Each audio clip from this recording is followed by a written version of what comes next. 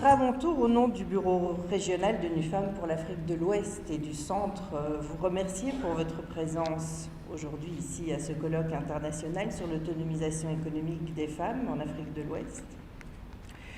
Et je souhaite en particulier remercier le Centre de recherche pour le développement international, le CRD, et le Consortium pour la recherche économique et sociale, le CRES, nos partenaires dans l'organisation de cet événement, et je dirais nos partenaires également dans la réflexion et dans la trajectoire, je pense, intellectuelle qui s'impose de temps en temps dans nos carrières, dans nos temps de travail, parfois très chargés, pour effectivement pouvoir faire le point sur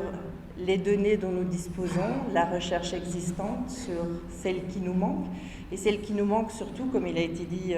par ma prédécessrice, pour pouvoir informer les politiques publiques et pour pouvoir informer notre action à nous, partenaires de développement qui, tant au Sénégal comme dans la région, peinons parfois, soyons honnêtes, à trouver, je dirais, les entrées et les différents jalons pour faire face à cette situation qui n'est pas nouvelle et dont nous savons que nous y travaillons depuis de nombreuses décennies. Cette rencontre donc d'aujourd'hui est à ce titre une formidable opportunité pour réaffirmer l'importance du rôle des femmes dans l'économie, pour échanger autour des contraintes auxquelles elles font face, mais surtout, je l'espère, pour y trouver des solutions pertinentes et durables. Mesdames et messieurs, comme il a été mentionné, bien sûr, nous le savons, les femmes jouent un rôle essentiel dans l'économie de l'Afrique de l'Ouest. Elles constituent la majorité de la main-d'œuvre dans des secteurs tels que l'agriculture, les services. Elles sont également indispensables au fonctionnement du reste de la main-d'œuvre par leur travail dans la sphère domestique, travail invisible, travail qui n'est pas quantifié dans le produit national brut, et pourtant elles tiennent toute l'économie sur leur dos. Malgré ce rôle prépondérant, et nous l'avons mentionné dans plusieurs secteurs, la majorité de ces emplois relèvent de la catégorie générique d'emplois vulnérables. En 2018, près de 89% des emplois féminins se situaient dans l'informel en Afrique. Les femmes rencontrent en outre, et certains ont été mentionnés, de grands défis pour accéder aux ressources nécessaires au développement de leurs activités économiques, de leurs entreprises, telles que l'accès à la terre. Il a été mentionné effectivement qu'un peu moins de 13% des femmes africaines disposent actuellement de titres exclusifs de propriété, alors qu'elles représentent en général la majorité, du moins dans l'agriculture de subsistance dans le continent. Elles ont par ailleurs des problèmes bien spécifiques pour accéder au financement nécessaire au fonctionnement de leurs entreprises, puisque bon nombre ne disposent pas nécessairement de compte bancaire. On estime à 37% aujourd'hui le nombre de femmes ayant un compte bancaire sur le continent. Certaines n'ont pas de document d'identité. Tout ceci sont des barrières additionnelles. On peut bien sûr y rajouter, et je suis contente, c'est dommage de devoir le dire, mais mes prédécesseurs ont tous mentionné, je pense, ce qu'on appelle de manière plus générique l'économie de soins. Et effectivement, je pense qu'on pourra parler indéfiniment du renforcement de l'accès à la terre, de l'accès au crédit, au financement, et de, je dirais, comment faire des femmes des actrices économiques plus performantes, puisqu'elles le sont déjà, si on ne redistribue pas ou si on ne socialise pas le travail de soins, qui représente une charge énorme, et malheureusement l'Afrique ne fait pas exception, dans la plupart des pays, des continents, majoritairement assumés par les femmes et par les filles, signifiant donc qu'effectivement elles abandonnent l'école, signifiant donc qu'effectivement elles n'ont pas accès au marché du travail en égalité de conditions. Si nous ne nous attaquons pas à ce problème-là, je pense qu'on n'y arrivera pas. Et effectivement, ça fait quoi, 1-2 décennies qu'on commence à en parler. Donc c'est relativement récent, peut-être, même si c'est encore trop long par rapport aux études, aux données dont on dispose dans d'autres domaines comme l'accès au crédit, aux fertilisants, etc. C'est pour ça que je disais particulièrement satisfaite, entre guillemets, qu'en tout cas ce thème est placé au centre de ce colloque et au centre de notre réflexion, car c'est tout aussi indispensable effectivement que de libérer du temps, je dirais, pour que les femmes et les filles puissent étudier et pour qu'elles puissent travailler, que de leur fournir des droits et plus d'accès aux entrants du service, du secteur économique. Effectivement, d'autres discriminations persistent également et on peut penser aux normes sociales, aux violences à l'égard des femmes.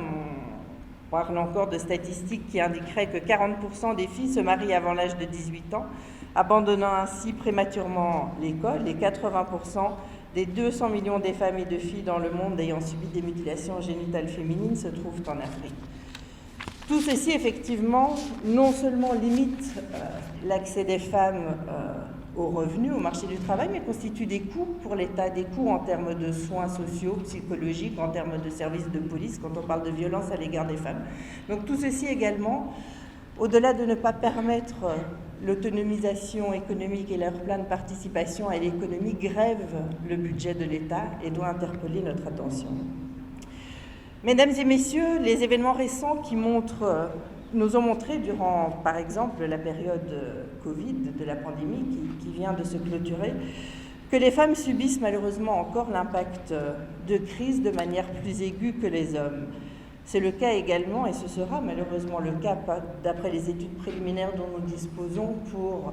l'augmentation des prix des aliments, l'augmentation des prix de l'énergie en ce moment à travers le monde, ou leur carence, effectivement, qui implique que les femmes et les filles devront marcher de plus longues heures, de plus longues distances pour trouver effectivement le bois ou pour trouver des alternatives énergétiques. On sait également que les femmes représentent 80% des personnes déplacées pour des raisons environnementales dans le monde. Je citais la pandémie de Covid, et donc parmi les personnes ayant perdu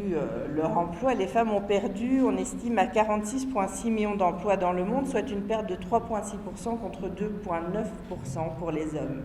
Pour des raisons diverses, mais effectivement, la période du Covid a également mis en lumière le besoin de soins, le besoin de politique sociale, le besoin de services sociaux qui fait tant défaut, je dirais, sur le continent, et ce qui signifie effectivement que la charge de travail domestique, la pénibilité des tâches et le temps que les femmes allouent à ces tâches s'est trouvé accentué durant la période du Covid. Entre autres, est une des raisons effectivement pour lesquelles elles ont perdu plus majoritairement leurs emplois, parce qu'elles ont dû faire ce choix difficile. La réduction des écarts hommes-femmes dans la participation au marché du travail pourrait accroître le produit intérieur brut. De nombreuses études, effectivement, font état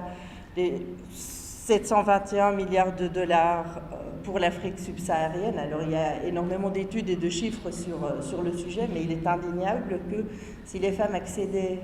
à la participation économique en conditions égales, effectivement, ce serait un bénéfice pour toutes les sociétés et pour le continent en tant que tel. C'est donc pour ces raisons que l'autonomisation économique des femmes est fondamentale et doit être au centre des politiques de développement.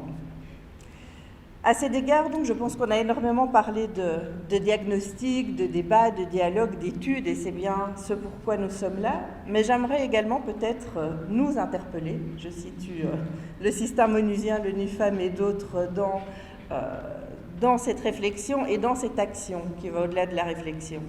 C'est-à-dire que, effectivement, et c'est pour ça que je remercie le CRDI et le CRES particulièrement, nous avons encore besoin d'études, de statistiques, de chiffres pour pouvoir, notamment sur le temps passé par les femmes à toutes ces tâches domestiques qui ne permettent pas cette pleine participation, pour informer les politiques publiques, pour informer les décisions, mais aussi pour informer les stratégies que les acteurs de l'ONU et autres acteurs du développement dans la région mettent en œuvre et travaillent avec les différents gouvernements, le Sénégal et d'autres dans la région. Je pense que au-delà des études et des chiffres, il est temps de passer également à l'action, et certaines opportunités ont été mentionnées. L'accord de libre-échange en est un. Je pense que le secteur extractif, la politique monétaire sont d'autres opportunités à saisir, avec les défis et les risques, bien sûr, qu'ils constituent. Mais je dirais qu'en tant qu'ONU Femmes et en tant que, je suis certaine, système des Nations Unies, nous sommes à votre disposition pour faire de ces différentes transitions, on peut parler de l'économie verte également, une transition qui permette aux femmes de s'épanouir et qui permette, par l'inclusion des femmes, de créer davantage de richesses. Pour ce faire, je voudrais également peut-être souligner le fait qu'il ne s'agit pas, et je pense que nous avons vu l'exemple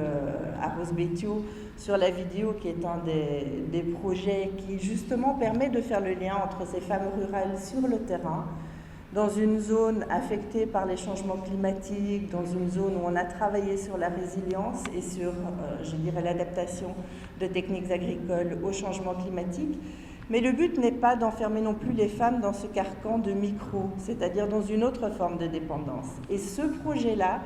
de par le travail qui est fait également avec d'autres plateformes digitales, de par le travail qui est fait également avec d'autres réseaux commerciaux, permet et a pour ambition dans moyen long terme d'insérer ces femmes dans le commerce continental, pourquoi pas à travers l'accord de libre-échange. Donc effectivement, quand on parle des femmes aujourd'hui et de l'autonomisation économique, on ne parle plus du micro, on ne parle plus du microcrédit, de la microéconomie, on parle du méso, des politiques publiques et on parle des paradigmes macroéconomiques. Et je pense que c'est à cet égard